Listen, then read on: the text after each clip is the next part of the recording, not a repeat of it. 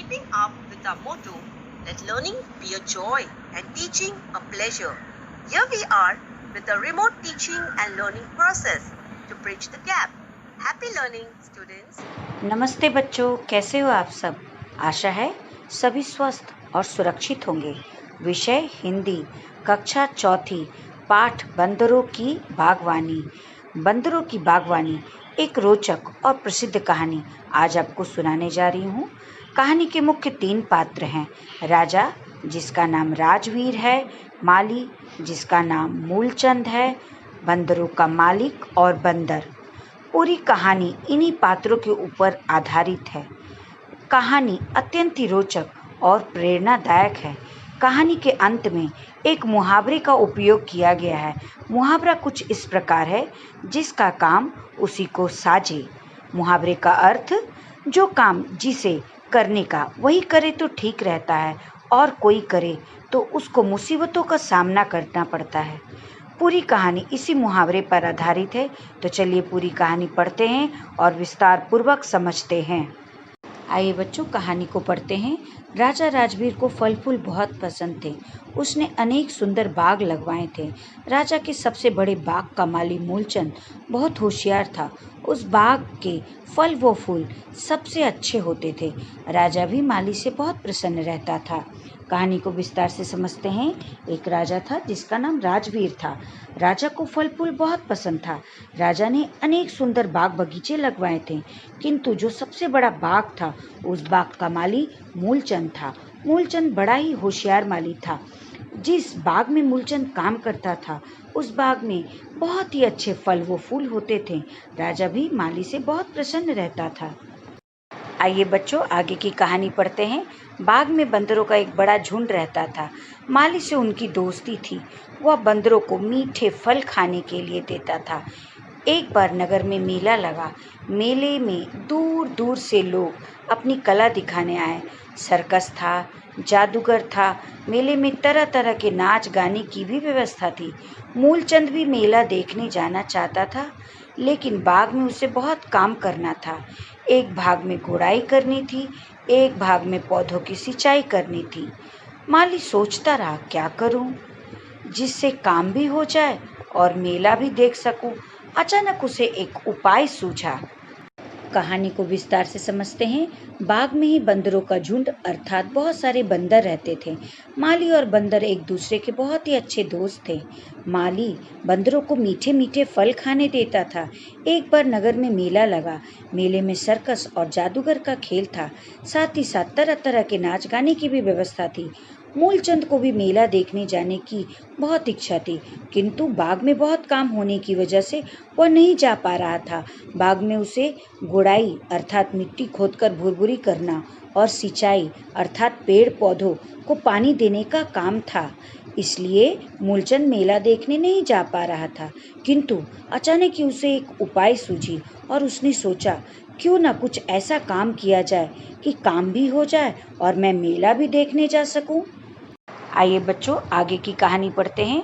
मूलचंद ने गुड़ाई का काम पूरा कर लिया। फिर वह बंदरों के सरदार के पास पहुंचा। उसने कहा, मैं मेला देखने जाना चाहता हूं। मैंने सारा काम कर लिया है। पौधों को पानी देने का काम बचा है। तुम यह काम अपने साथियों से करवा दो। ये रहे मटके। माली बंदरों के सरदार को काम सौंपकर मेला देखने चला गया। कहानी को विस्तार से समझते हैं। मूलचंद ने जल्दी जल्दी गुड़ाई का काम पूरा किया और फिर बंदरों के सरदार के पास गया और कहा, मैं मेला देखने जाना चाहता हूँ, किंतु कुछ काम अभी भी बाकी है। तुम अपने साथियों से काम करवा देना। और बंदरों के सरदार को मटका देकर मूलचंद मेला देखने चला गया। आगे की कहानी पढ़ते हैं। बंदरों के सरदार ने अपने साथियों को बुलाकर कहा, हमारे मित्र माली ने पहली बार हमें कोई काम सौंपा है। वह खाने के लिए हमेशा फल देता है। हमें उसकी सहायता अवश्य करनी चाहिए। सब बंदर खुशी खुशी पौधों को सींचने के लिए तैयार हो गए। कहानी को विस्तार से समझते हैं। बंदरों के सरदार ने अपने सभी साथियों को बुलाकर कहा कि मूलचंद मेला देखने गया है, किंतु पहली बार उसने कुछ काम हमें सौंपा है। उसने बंदरों से कहा, मूलचंद भी हमारी बहुत मदद करता है। हमें खाने को फल फूल देता है। तो हमें भी उसकी मदद करनी चाहिए। सरदार की बात सुनकर सभी बंदर खुशी खुशी पौधों को सींचना अर्थात पौधों को पानी देना, जिसे अंग्रेजी में इरिगेशन कहते हैं, पौधों को सींचने के लिए तैयार हो गए। आगे की कहानी पढ़ते हैं। सरदार ने बंदरों को मटके दिए। उसने कहा, सब पौधों को पानी देना है, पानी बर्बाद भी नहीं करना है। छोटी जड़ वाले पौधों को कम और बड़ी जड़ वाले पौधों को अधिक पानी देना है। कहानी को विस्तार से समझते हैं। बंदरों के सरदार ने बंदरों को मटका दिया, मटका अर्थात पॉट अंग्रेजी में कहते हैं, मटका दिया और कहा, सभी पौधों को पानी देना है। किंतु साथ ही साथ उन्होंने बंदरों को यह भी कहा कि पानी बर्बाद नहीं होना चाहिए, इसलिए छोटे जड़ वाले पौधों को कम पानी और बड़े जड़ वाले पौधों को अधिक पानी देना है। आगे की कहानी पढ़ते हैं। बंदर तुरंत काम में लग गए। वे बाग के तालाब से मटकों में पानी लाते, पौधे उखाड़कर उनकी जड़ें देखते। जड़ें बड़ी होती तो अधिक पानी देते, जड़ें छोटी होती तो कम पानी देते। इस तरह उन्होंने बाग के सारे पौधों को उखाड़ डाला। कहानी को विस्तार से समझते हैं। अपने सरदार की बात सुनकर सभी बंदर तुरंत काम पर लग गए। वे बाग में जाकर पौधों को उखाड़ते। अगर उनकी जड़ें बड़ी होती तो ज़्यादा पानी और जड़ें छोटी होती तो कम पानी देते थे। इस प्रकार बंदरों ने सारे पौधों में पानी डाला। आगे की कहानी पढ़ते हैं। शाम को मूलचंद जब आया तो वह बहुत खुश था। उसे मेला बहुत अच्छा लगा था और उसका काम भी हो गया था। पर जब उसने सींचे हुए पौधों को देखा तो वह रो पड़ा। मूर्ख बंदरों ने मेहनत से लगाए उसके पौधों को बर्बाद कर डाला था। सच ही कहा गया है, जिसका काम उसी को साजे। कहानी को विस्तार से समझते हैं। शाम को जब मेला देखकर मूलचंद लौटा तो बहुत खुश था, क्योंकि उसे मेला बहुत अच्छा लगा था और उसका काम भी हो गया था।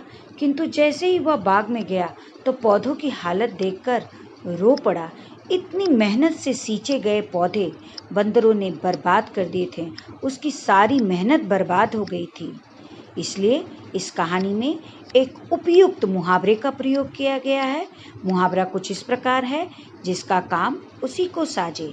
मुहावरे द्वारा यह संदेश दिया जा रहा है कि हमें भी अपना काम स्वयं करना चाहिए, ना कि दूसरों पर छोड़ना चाहिए, क्योंकि अपना काम आप अपने तरीके से अच्छी तरह कर सकते हैं, किंतु यदि आप दूसरों पर अपना काम छोड़ते हैं तो आपका काम बिगड़ सकता है। इसलिए मुहावरों से हमें सीख लेनी चाहिए और अपना काम स्वयं करना चाहिए। तो बच्चों, इस प्रकार आपने पूरी कहानी पढ़ ली।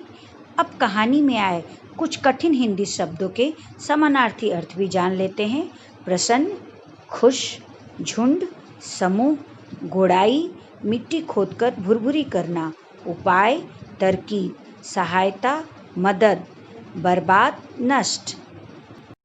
आइए बच्चों, कठिन हिंदी शब्दों के अंग्रेजी अर्थ भी जान लें। फल, फ्रूट, फूल, फ्लावर, पसंद, लाइक, बाग, गार्डन, सुंदर, ब्यूटीफुल, माली, गार्डनर, होशियार, इंटेलिजेंट, स्मार्ट, प्रसन्न, ग्लैड, हैप्पी, बंदरों का झुंड, हर्ड ऑफ मंकीज, दूर, फार, कला, आर्ट, जादूगर, मैजिशियन, सिंचाई, इरिगेशन, अचानक, सडनली, उपाय, आइडिया, पौधा, प्लांट, मित्र, फ्रेंड, सहायता, हेल्प, जड़, रूट, शाम, इवनिंग, मेहनत, हार्ड वर्क, बर्बाद, रियून, डिस्ट्रॉय, रोना, क्राई।